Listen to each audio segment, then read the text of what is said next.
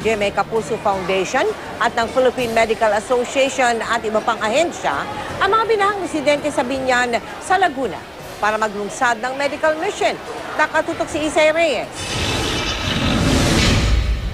Ilang araw nang lubog sa baha ang Barangay Kasili, Biñan, Laguna. Sa karatig barangay ng San Josep, humupa na ang tubig pero problema naman ang napakakapal na putik.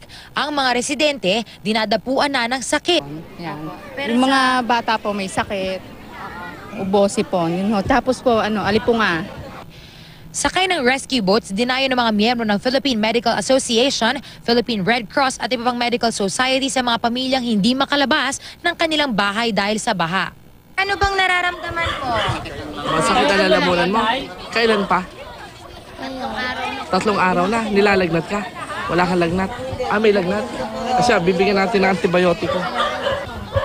Mukhang meron siyang acute tonsilopharyngitis sa lalamunan. Kailangan niya ng antibiotiko at dapat uminom ng maraming tubig. Ano pong nararamdaman natin ngayon? Masakit ang ulo ko. Saka to, pag naihi ako. Kadalasang idinaraing ang sakit ng tiyan, ubo, sipon at lagnat. Pero ilang bata, hindi alintana ang panganib sa pagtampisaw sa baha.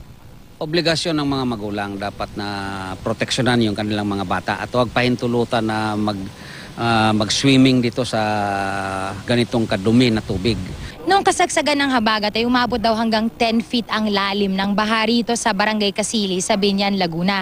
Kaya't habang binabaybay nga natin ngayon nitong ilang mga kanto dito sa isang subdivision dito, kita pa natin dun sa mga pader ng mga bahay yung marka kung hanggang saan umabot yung baha. Katulad na lang yan, kita nyo yung debris, no? Yung mga basura, nagkalat pa, naipit pa sa mga grills ng mga gate. Ang pangambangan ng mga doktor dito, marami pa kasing mga residente yung ayaw pa rin lumikas kahit na may kalaliman pa rin yung baha.